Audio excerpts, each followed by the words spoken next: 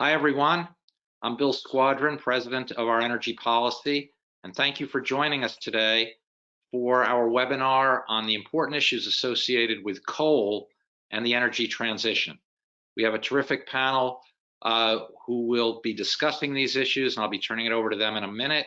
First, I do want to call your attention to the right side of your screen, the bar there that includes a questions tab. If you do have questions, we will be getting to your questions in the second part of the hour. We'll get to as many as we can.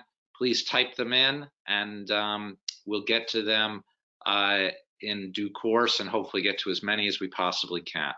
I really want to thank our co-host today, the Edison Electric Institute, for helping us organize and put on this discussion. And of course, thank all of our partners whom you can see on your screen. And I particularly want to acknowledge their support of our mission, which, as all of you know, is dedicated to bringing people together to facilitate a substantive, thoughtful, and civil discourse, and then to really make the results of that discussion available to our policymakers at the municipal, state, and federal levels, to the media, and to others who are working on these critical energy issues. So our thanks to all of our partners for their support. I'm now going to turn this over to our panel, and I'm going to introduce our moderator, the General Counsel and Senior Vice President for Clean Energy at the Edison Electric Institute, Emily Fisher, who has a background as well in the State Department and Foreign Service. She's been with EEI for over a decade, is one of the country's experts on these issues, and I'm delighted to have EEI as our co-host today and have Emily Fisher to moderate this panel. So Emily, I'm going to turn it over to you, and thanks very much. Thank you so much, Bill. I really appreciate the invitation to partner with you all on this conversation. I spend a lot of time talking about coal, which people might not think is still the case, but this conversation is timely, and how we move through the clean energy transition and the importance of coal, both in that transition and in maintaining reliability and affordability, is a topic that's, I think, important to many of us. I am incredibly fortunate to be joined by three very well-qualified panelists this morning. In the interest of getting right to the conversation, I'm not going to do long introductions for any of them, but they're all amazing, and I encourage you to look at their bios. I'm happy to be joined by Uday Varadarajan, which I totally had right, Uday, Sean O'Leary, and Suzanne Tagan. Uday is the principal with RMI's Carbon-Free Electricity Program. Sean O'Leary is a senior researcher with the Ohio River Valley Institute, and Suzanne is the assistant director of the Center for New Energy Economy at Colorado State University. I want to dive into conversation, but I'm just gonna make a quick framing comment. When I started at EEI in 2008, 70% of the electricity consumed in this country was generated by coal. It was less than 20% at the end of 2020. That's a dramatic transition in a very short period of time. Coal still plays a really large part in our energy mix, in particular helping to, as I mentioned, to maintain affordability and reliability. But as we look to increasing the amount of clean energy that we put on the system and reducing emissions, it's pretty clear that the role for coal is eventually going to end. And so let's talk about that. And the first question I wanted to ask you all is, what is the role of coal in the clean energy transition? We spend so much time talking about, let's put more renewables on the system, let's put more storage on the system, but I don't hear as much discussion anymore about, closing coal or moving away from it. I think, Suzanne, I'd like to start with you to answer that question. How are we managing that transition, and what is that role for coal going forward? Yeah, thanks, Emily, and thanks for having me on the panel. So this, like I was saying to you when we first got on, this could be a 3-day conversation, and the use of coal, as you just said, from a couple of decades ago to now, it has gone from 70% to maybe 19% or even less today. And it depends who you ask, but some analysts will say by 2050 we won't have electricity from coal at all in this country. And some say there will be 10% or a little bit less than 10% maybe from coal. So if we have 20% or a little bit less than 20% today, and we need to decline to much less than that. In the future, the role of coal is really declining, right? It's going away fairly fast.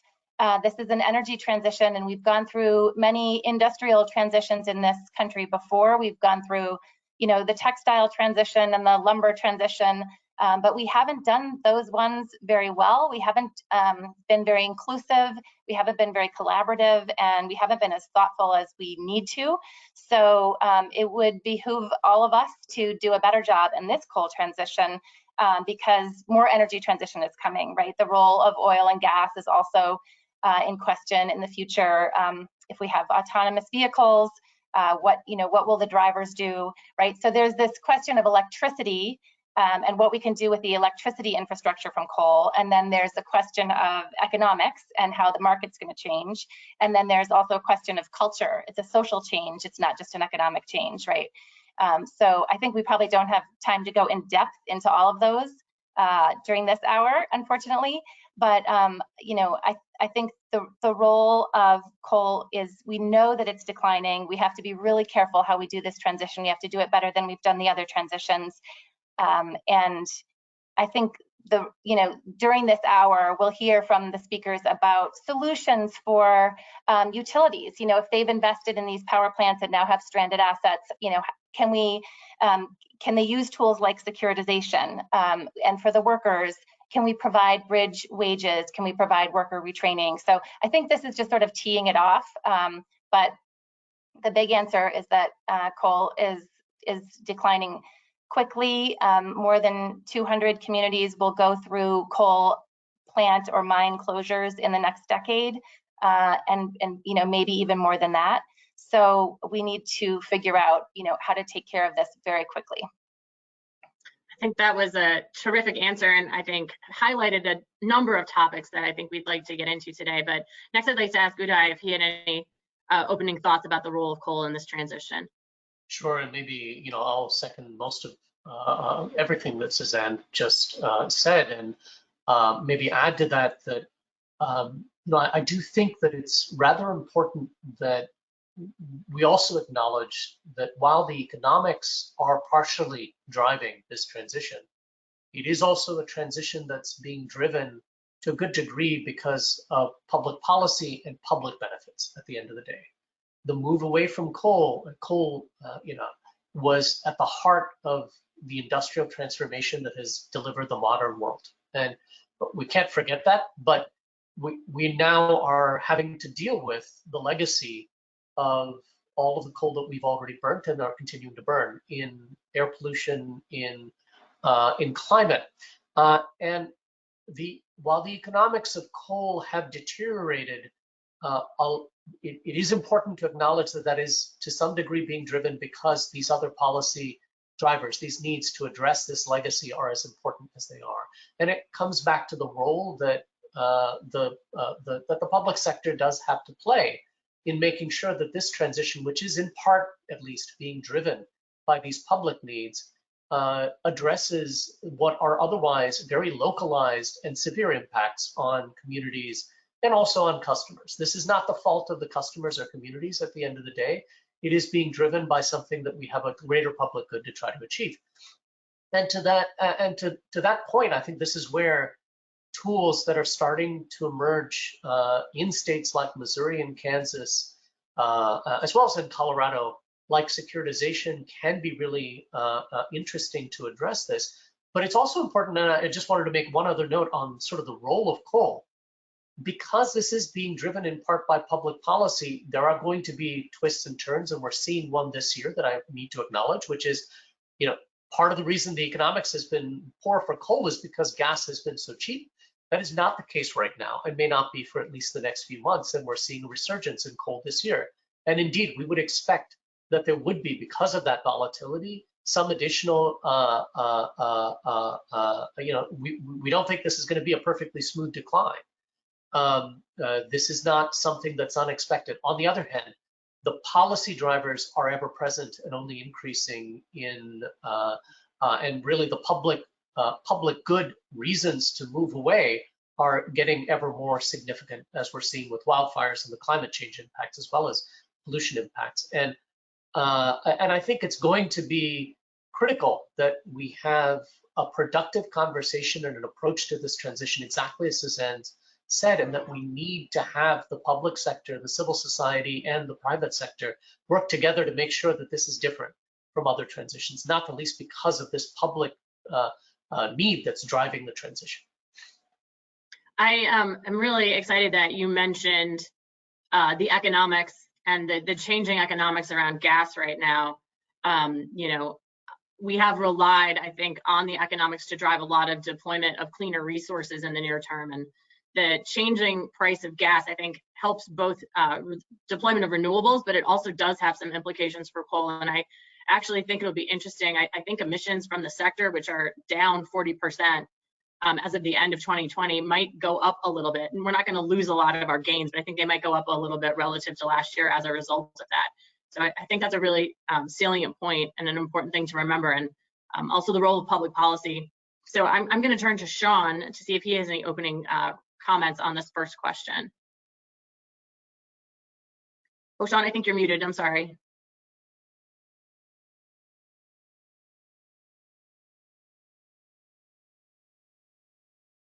Oh.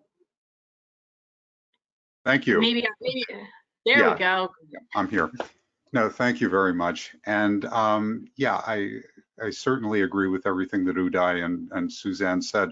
But as someone who comes from West Virginia and from a coal mining region, there is one other aspect that I'd like to introduce to this, and that is that folks in the region shouldn't be under any illusions about the direction in which coal is going, because recently there have been hopes stirred up, and you can see it in the positions of the United Mine Workers Union and others who are beginning to attach a lot of hope that technologies like carbon capture and sequestration and other technologies might actually preserve coal in the energy system or even revive it. And I think it's important that we be honest with people that those technologies are not likely to have that effect. And that's important for coal, even more so than natural gas, because more than 90% of coal is consumed by the electricity system. So if coal is not a major player in the electricity system, it's not a major player, and that effect will rebound, cause ripple effects up through the supply chain. And I think we have to be straightforward about that, which only emphasizes the point you made, Emily, about the need for considered transition strategies. And that's one of the things that actually gives me reason for optimism, because I think there are very hopeful signs out there that we do or can have a handle on how to help coal communities, both those that mine coal, but also power producing communities, not only survive the transition, but in many cases thrive from that transition. Thank you for raising that, Sean. I want to come back to that, I think, in a question, but first I want to talk a little bit about some of the tools to help manage the closure of coal. I think both Suzanne and Uday mentioned securitization. So about a third of the coal fleet closed around 2015 and 2016 as a result, to Uday's point, of public policy, as a result of the mercury and air toxic standards. But another third is slated to close before the end of this decade. And so there leaves, like another tranche that is still slated to operate post 2030, at least right now. One of the reasons why has to do with some of the sort of unusual ways that utilities actually fund these projects. And I don't want to terrify people by talking about utility economics. It's not a fun topic. But we do spread those costs over very long periods of time, and we recover them from customers, over 20, 30, 40 years. We depreciate over these very long time periods. It's actually an intergenerational equity tool, so that costs of electricity infrastructure investments don't land just on customers who are paying the bills today. But as a result of that, you do have these costs that are slated to be recovered well into the future. And so Suzanne mentioned stranded assets. If someone wanted to close coal faster, or thought that that was the appropriate response to public policy, what tools do we have to manage some of those costs? And Suzanne and Uday, I don't want to make you jump ball for it, but I might have Uday go first. Sure, happy to take this. And I think again, I I think folks are maybe not as aware that one of the consequences of pollution control regulation over the last decade and a half is that utilities had to make a choice, and commissions, regulatory commissions, had to make a choice about what they wanted to do with the coal plant. If they wanted to keep it open, they would have to make investments in the plant, and they did. And what we see right now is that, as Emily said, that those investments need to be recovered over time in rates. That's, these were investments that were made with the authorization of a commission. There was agreement that the investments would be made. And the net result is that we have a situation where a lot of the coal plants in the United States have seen significant recent investment to address real and important issues with air pollution and toxics. And the way that our regulatory system is set up, that burden would be would fall to ratepayers over a long period of time. And as Emily said, that's where the intergenerational equity comes in.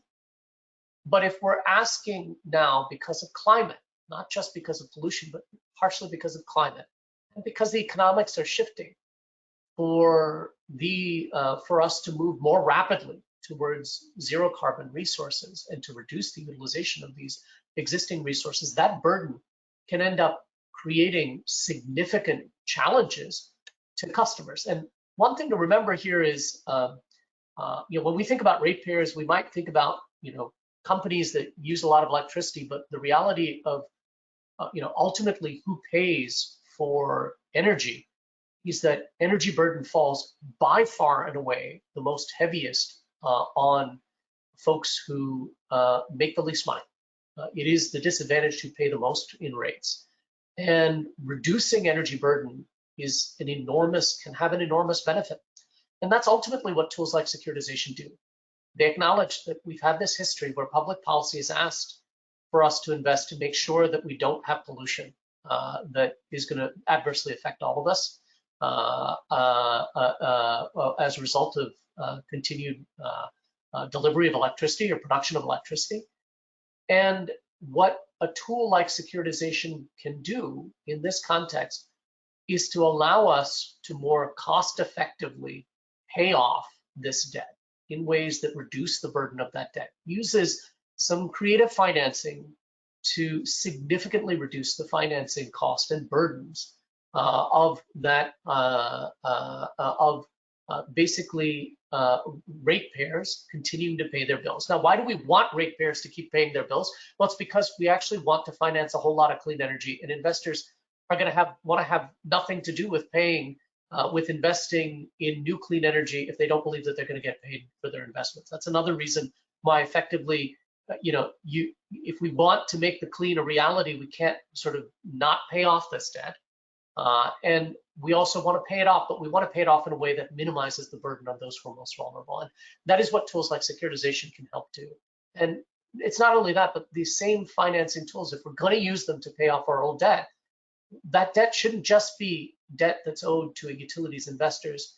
It should also be debt that's owed to communities that have been involved in producing this electricity for generations, who would be negatively impacted, who have seen the impacts physically of and economically and sort of from a health perspective of the burden. They've literally physically borne the burdens of producing that electricity for generations.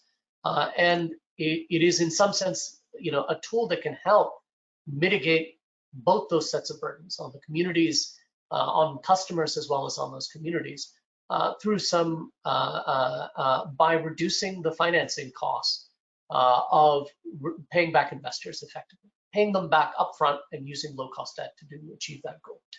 So that's, as I mentioned earlier, this is a tool that's that we're starting to see emerge as a way to protect customers, not just from the risks of this transition to clean energy that we're seeing, but also of some of the physical risks of climate change itself. This is definitely true in California, where the wildfires are partially being financed through the same mechanism, and we're seeing storm damage being financed through the same mechanism. So there's a role more broadly of a tool like this in mitigating both the transition risks as well as the physical risk associated with with climate change. And we believe it's going to be more and more important in making sure that we ensure a just transition and one that is not going to overly burden those who are most vulnerable.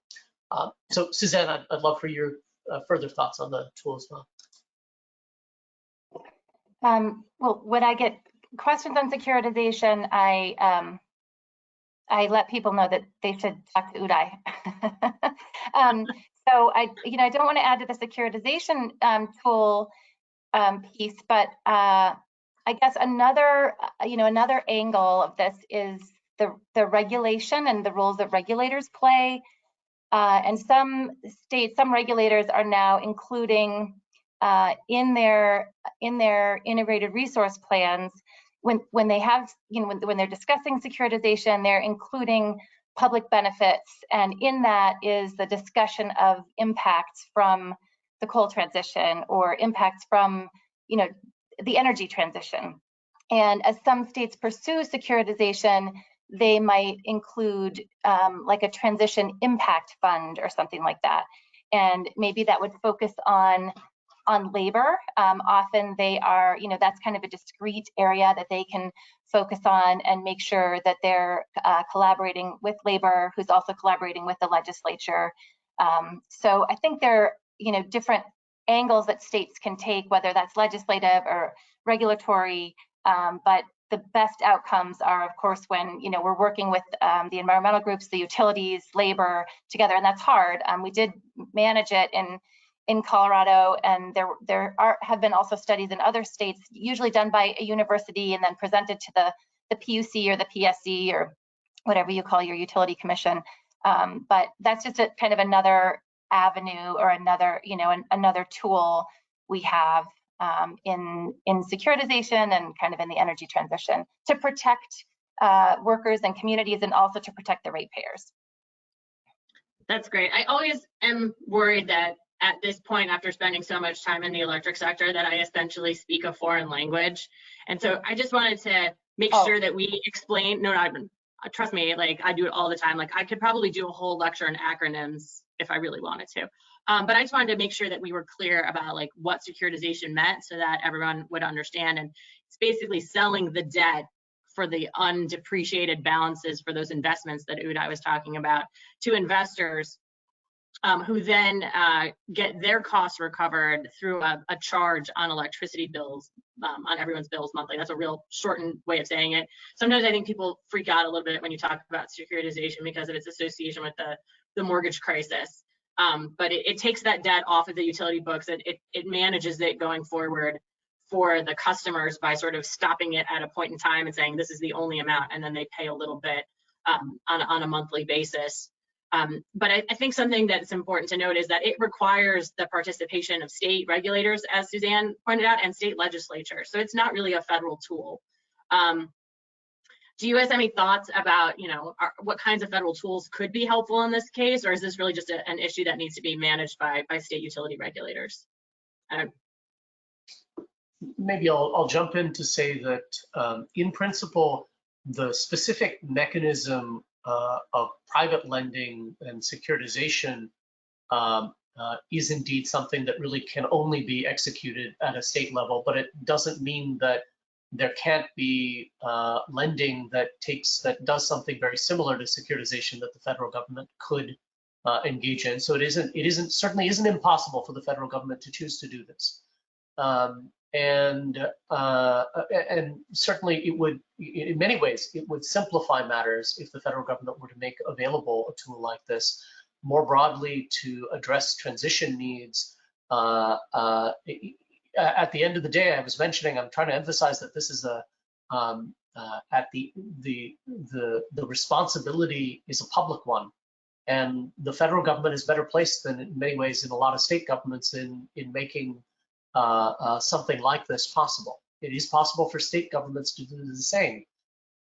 So it is, it would be an appropriate use of federal financing resources to enable or unlock something like this. Again, that, I think it's important, however, to note, and Emily, I know that this is an important issue for a lot of communities, and particularly for a lot of customers in those communities.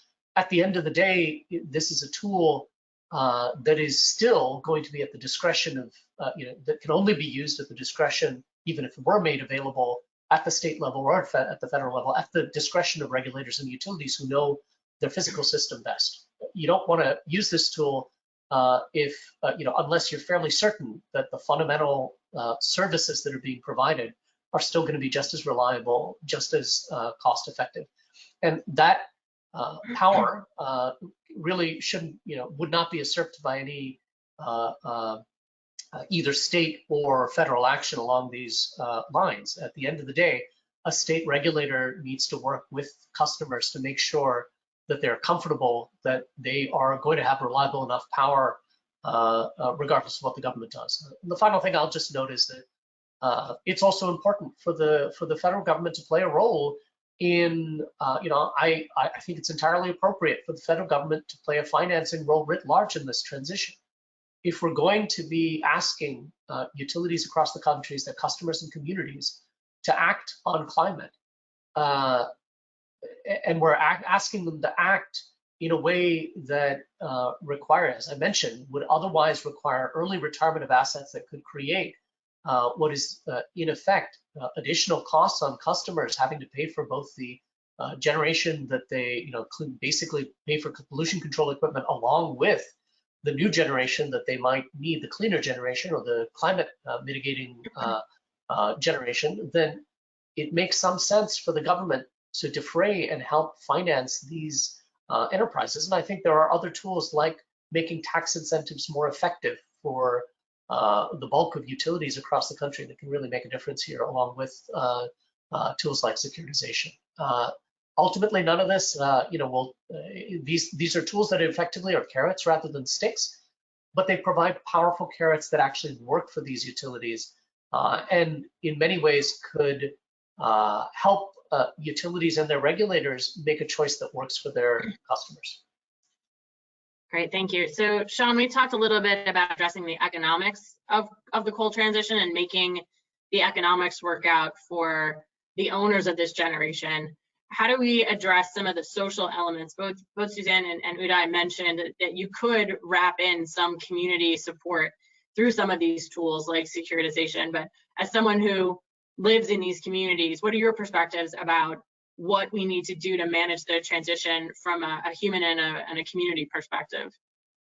Well, I think that we need to think, just as you suggested in your question, that we need to think of a community perspective rather than just focusing on only the workers who are directly affected, those who are employed by the power plants. Because, when we're making public policy, it's generally best to make the policy for the public and then for the public good generally. And then if there are particular individuals who are disproportionately burdened, then make the necessary special provisions for them.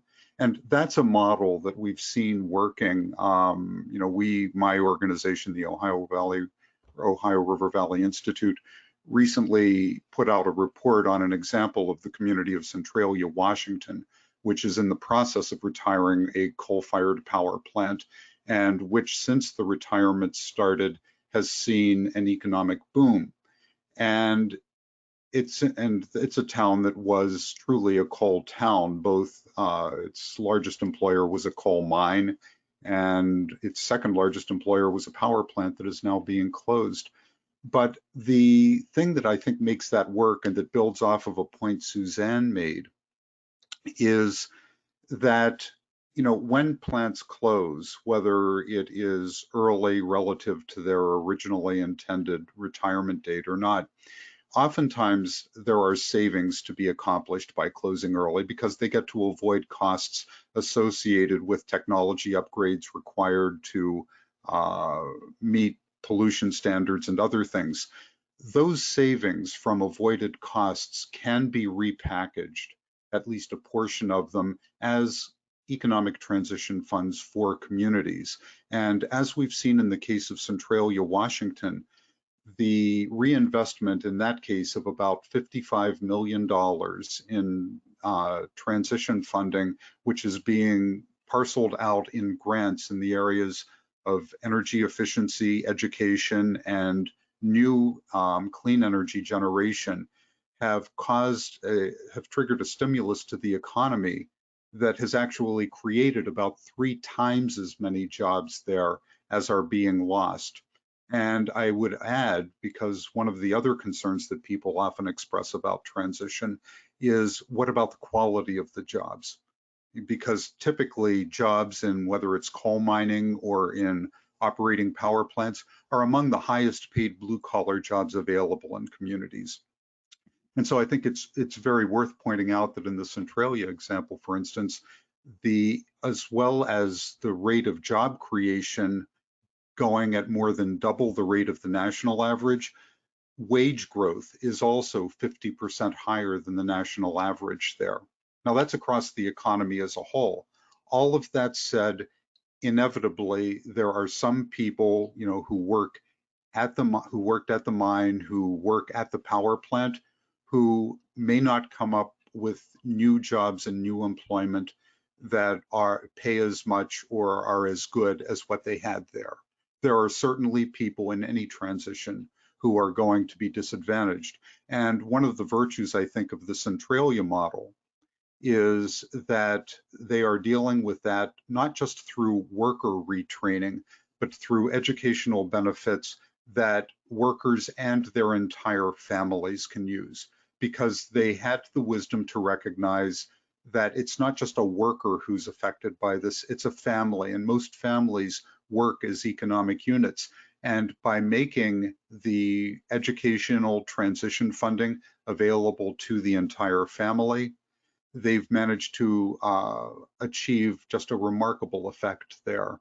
Again, it doesn't mean that every worker is going to land in a job that paid as much as his former one did, but by and large, people are making it work. And when you look at the community as a whole, if you look at the indicators of economic prosperity there, Centralia, Washington has a story that 95% of all small communities in the United States would kill for.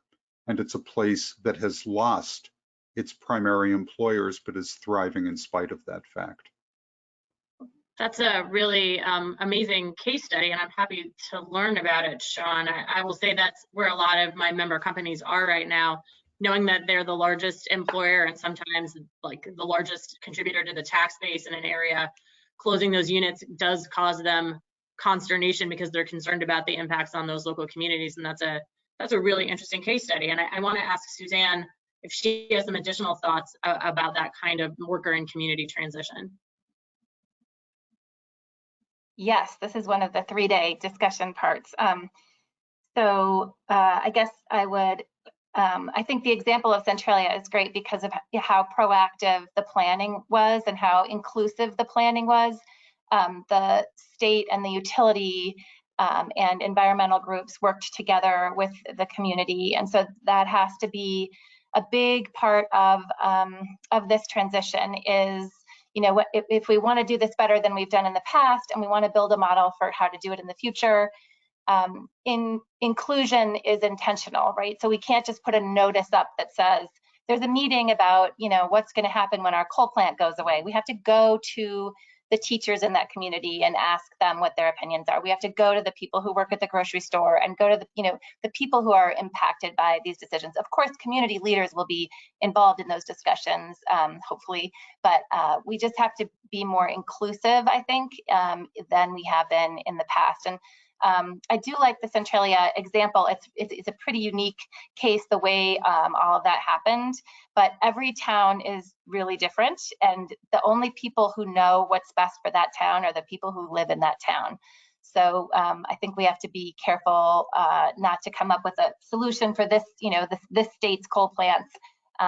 We have to make sure that we're involving all of the community members in those discussions. And I think, like I said before, it's not only economic, but it's social and it's cultural. So our policies also have to include those elements in them as we go forward.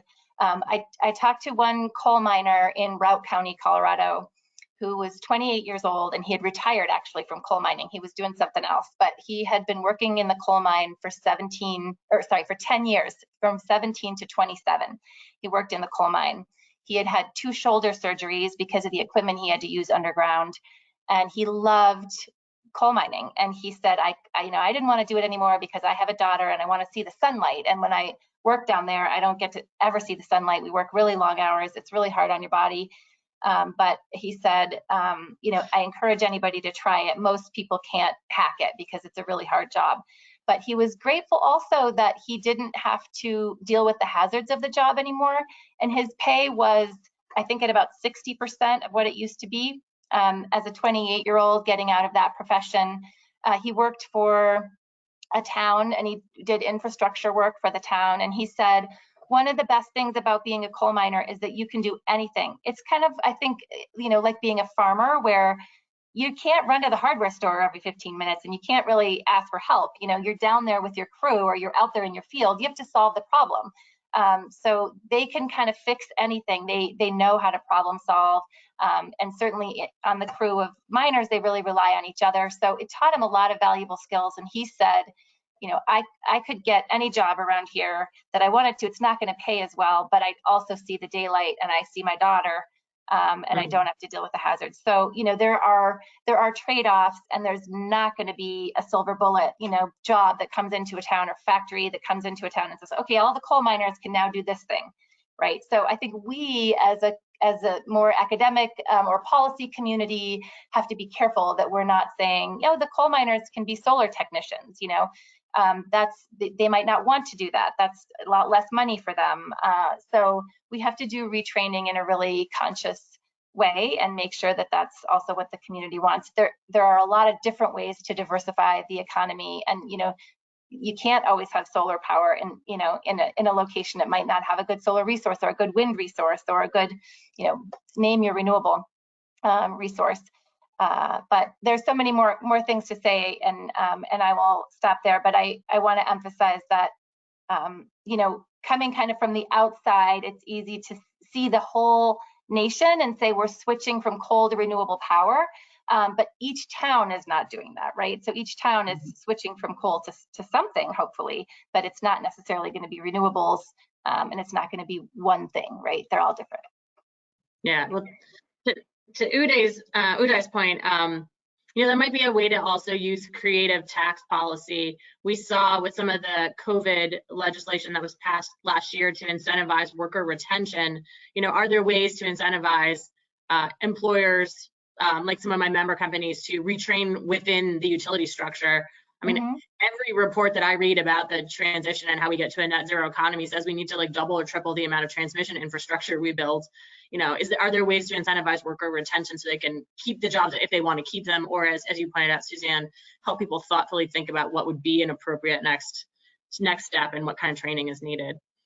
I knew time was going to run away from us. So I'm going to ask one more quick question that I'm just going to focus on Sean, although any of you can answer it, and then I'm going to ask for audience questions. But Sean, you mentioned CCS as something that maybe you thought held out false hope for coal communities. But there does seem to be more discussion about CCS in the last year than really the last couple of years. I spent a lot of time on regulatory structures for CCS like 12 years ago, and then we sort of stopped talking about that in the power sector, at least. What is the status of CCS? Could it be an option, if not for coal, for gas? Should we be focused on how to continue to do the RD&D necessary to make that a viable technology? Well, CCS certainly has industries in which it makes potentially a great deal of sense. Now, we have to keep in mind we're talking about an unfinished technology right now that has yet to be brought to use at scale in any industry, really. But presuming that that is possible, there are some very hard to electrify sectors, some very energy intensive industries, and people usually cite steel making and cement making as being two primary examples of that. And CCS may very well have a significant role to play in those areas where we don't have any other ready means of decarbonization. However, the electric system is a different creature. And it's a different creature because of the economics. When you talk about costs of somewhere north of at least $50 per ton of captured emissions, which is what pretty much any study that you look at arrives at, anywhere from $50 to over $100 per ton. You're talking about a technology that either in coal or in gas-fired generation would more than double the wholesale cost. In other words, it would cost more to capture the carbon emissions than it would to actually generate the electricity. And in a world where we have renewable resources that are already undercutting both coal and natural gas in cost, and which do a better job of reducing emissions, not only greenhouse gas emissions, but also localized pollution, which is a major issue. There really isn't an economic case to be made for CCS in that particular sector. And so I think while there is a role for CCS, it is extremely difficult to come up with any justification for CCS as being a major player in the electricity generating sector. All right, I'm going to ask Uday or if he has any thoughts about that. Emily, like you, 12 years ago, I spent a lot of time thinking about risks and carbon sequestration. And one thing that is, and Sean, to your point, one thing that's extremely frustrating is to see how relatively little progress there has been in 12 years in this technology. It's a technology that, at least from a climate perspective, would be very attractive to have, but it's one that we don't have at scale yet. The one point I will make that's again, to Sean's point, directly in the electricity sector for energy generation, it seems difficult to believe that this is going to be a huge solution, except in certain niche applications. However, and while it seems to make a tremendous, and I agree that especially with solar and wind, the bulk of the energy in the electricity sector is likely going to come from those sources.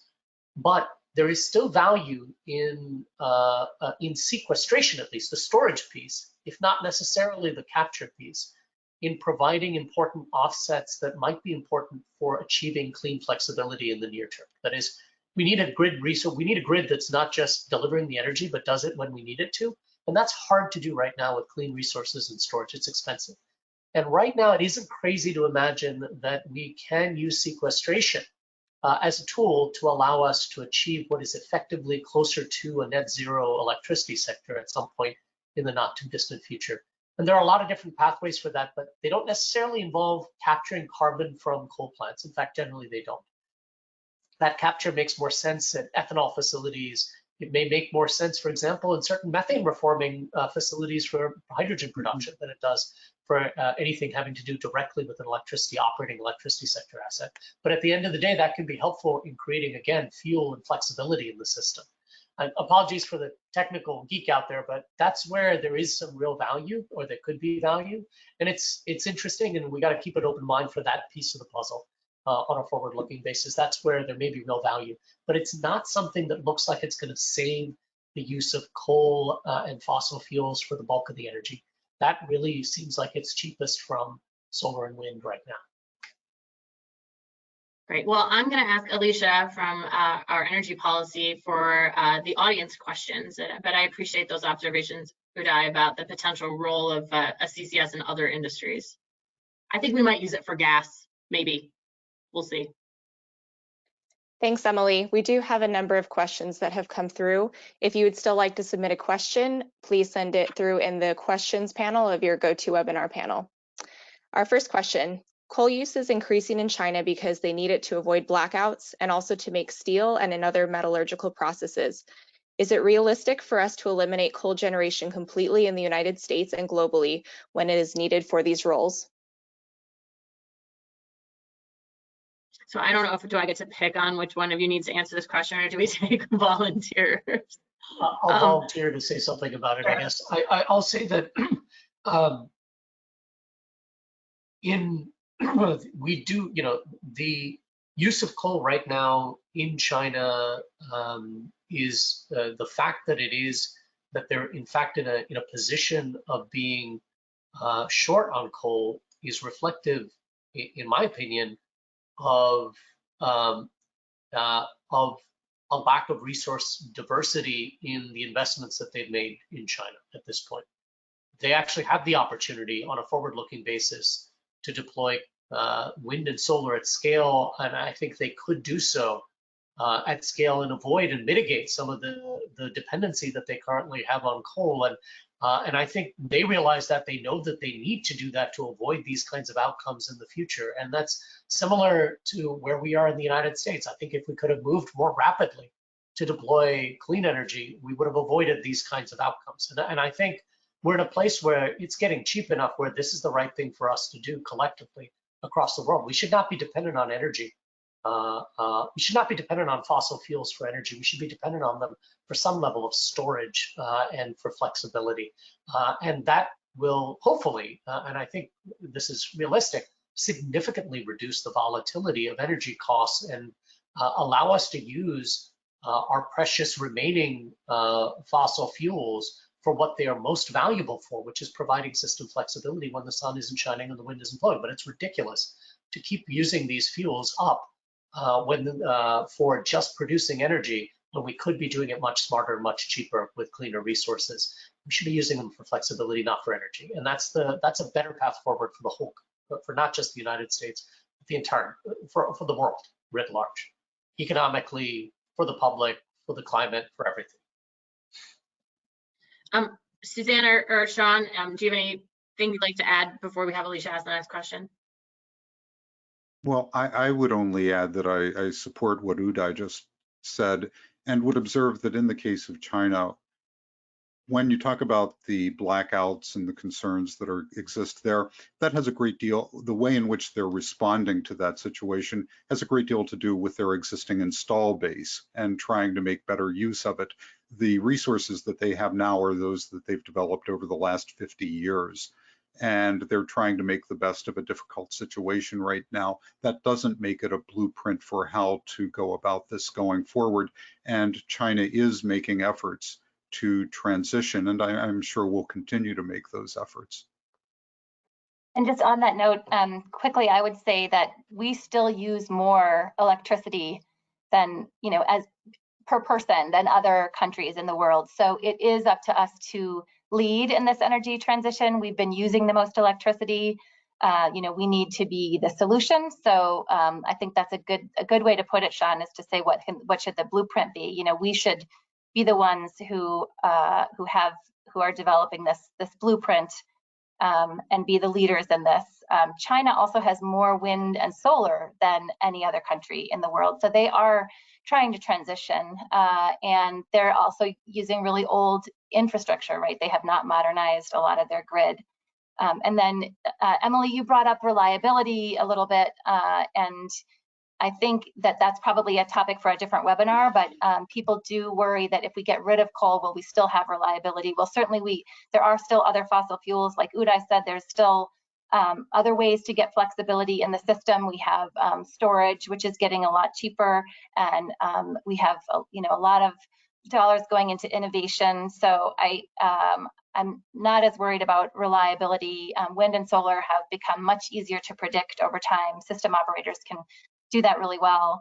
And certainly when we have a case like blackouts or what happened in Texas, the coal piles also froze.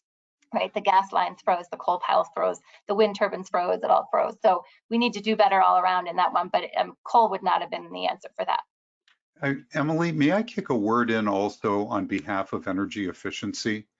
I know we tend to focus really, really heavily on generation, but I think we also need to remember that, frankly, the bulk of future energy needs will be met not by renewables and not by fossil fuels, but by energy efficiency, which is why we've seen flat to declining loads in many parts of the country. In the Pacific Northwest, which is one of the fastest economically growing regions of the country over the last decade, and where population has grown, we've also seen flat loads there. Right now, the state of Washington uses less electricity than it did a decade ago. And so energy efficiency is going to play a big, big role in this going forward. And I mention that particularly because in the Build Back Better legislation that the Biden administration is trying to push in another legislation, there is an immense amount of focus on the generation side of the scale, much less on the energy efficiency side of the scale, despite the fact that that's the place where both on issues of reliability, which Suzanne just mentioned, and also on issues of cost, energy efficiency is probably still our best next option. Oh, thank you for that observation, Sean. Alicia? Great. Next question. In some counties, a coal plant can be both the largest employer and the largest taxpayer. How do we support communities through this aspect of the transition? What resources are there at either the state or federal level? Probably any of us could answer that. And I think this is a really big problem for rural communities that are that have, you know, a coal plant or both a coal plant and a coal mine, and more than half of their revenue comes from that industry or the fossil industries. This is happening with oil and gas as well. How are they going to, you know, keep their schools open? How are they going to keep a fire department open if they don't have this revenue? So within this transition, we have to come up with solutions for these rural places that really are completely reliant on coal, the coal jobs and the coal tax revenue. So this is an issue that a lot of states are taking very seriously, of course. There are provisions to strengthen and diversify economies in state and federal legislation, as well as in local planning. Just to name a few of the places where we find this, these policy ideas, certainly the Biden-Harris platform, and I can talk a little bit about what the help that the administration is giving to coal communities, because there is more than we've ever seen before. The Green New Deal, the Marshall Plan for Middle America. So those are, you know, federal ones that include those ideas for strengthening and diversifying rural economies. Also, Reimagine Appalachia is an organization that's working on this. And then state legislation has also been enacted to help in Colorado, New Mexico, and Virginia, in Illinois, and Washington. We have a table on our website. I don't know if we can post anything in the chat, but I sent to the organizers what that website is. We have a table with like all of the states that have legislation on the energy transition, and then it includes whether there is securitization within that legislation and other provisions as well. So in Colorado, we have the Office of Just Transition, which is a state office. And so they work with communities in Colorado individually to listen and hear what those communities need. They are are looking into providing you know, what it is that the communities need. So it might be worker retraining, it might be funding for their community college. They're working with the federal government to help the local communities get money from the federal government. And you know, the federal government has an interagency working group called the Interagency Working Group on Coal and Power Plant Communities that is led by the National Energy Technology Lab, which is part of the Department of Energy. And that's 11 different federal agencies. And some of the money that they're giving out is $300 million through the Economic Development Agency to coal communities specifically. And so the call for grants is out now. Part of that was due yesterday, October 19th, but they're accepting applications on a rolling basis now. And so you know, coal communities can apply for this money. And maybe you can put my contact up at the end or something, and people can let me know if they don't have that information and if they want to. But you can also look up Interagency Working Group on Coal and get that information. But there is much more money than there ever has been in the past that is available or will be available for coal communities.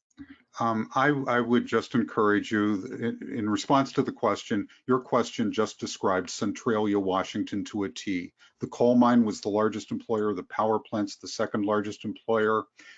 The coal mine was retired, the power plant is being retired, one of its 2 operating units has already been closed, and the town is experiencing an economic boom. You can go to the Ohio River Valley Institute.org, look at the Centralia model for distressed communities, because what they've done there is a replicable model. and it has produced job growth that's twice the rate of the US national average for job growth, and also rising wages. I would just really encourage you to look there. I want to mention also that I think the working group, this interagency working group, has done a great job listening to kind of lessons learned from communities, because it's been the case in the past where USDA grants or other grants have been, people have applied for them and they haven't gotten them because of specific things like the rural community didn't have enough money to match the grant or something like that. So they're really listening and they're doing it differently this time. And they are making sure also that within these coal community grants, people can also ask for basic services, like maybe they don't have electricity. That's happening on some Native American reservations.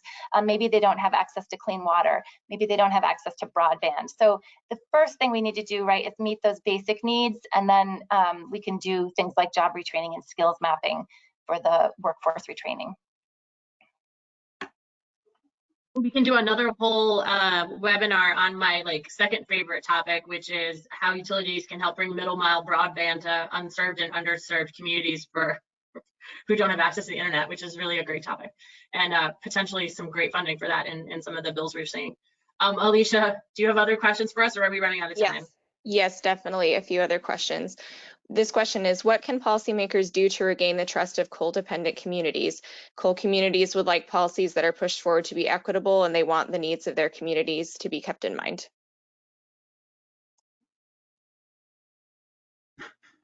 Speaking, I'm happy to take this. I just talked a lot, so. No, speaking as a resident or a former resident, I grew up in the Ohio Valley. Be honest.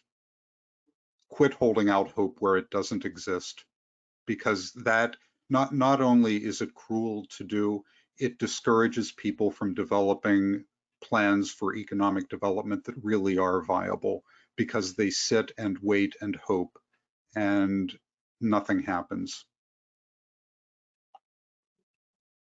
I would Suzanne, say, did you have a comment? yeah, I would say go there.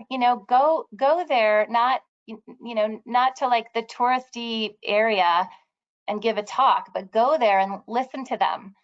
Listen to the communities, and maybe you don't have time to spend 3 days there, but maybe you have time to spend a couple of hours in an afternoon, and that town could get together and decide, okay, we only have 2 hours with this person. Let's have 10 people who represent, different parts of our community talk, on our behalf.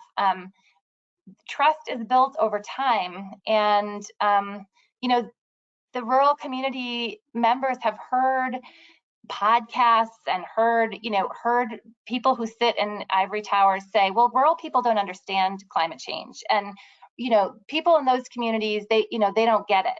Well, when you go there and you spend time with them, they're a lot like you.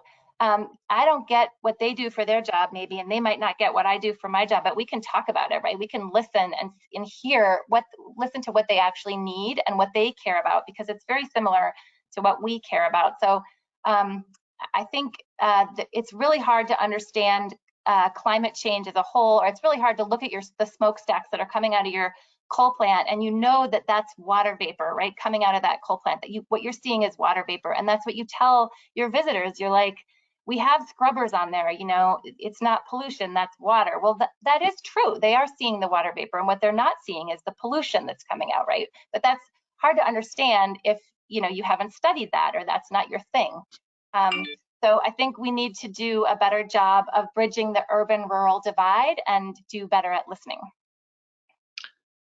I hate to interrupt, because as Suzanne said earlier, this is such an important and insightful conversation. We could go on quite a long time on all of these topics, but I guess we'll have to schedule another one, because we are out of time.